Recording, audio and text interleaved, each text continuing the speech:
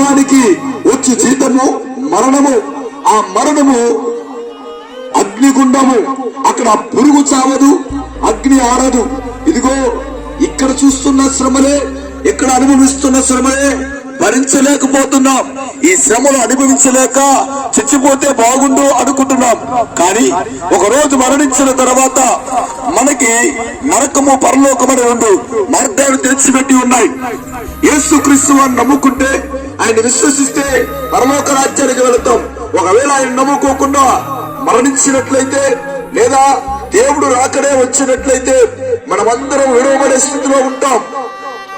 విడవబడిన ప్రతి ఒక్కరూ నరకానికి పాత్రులవుతారు.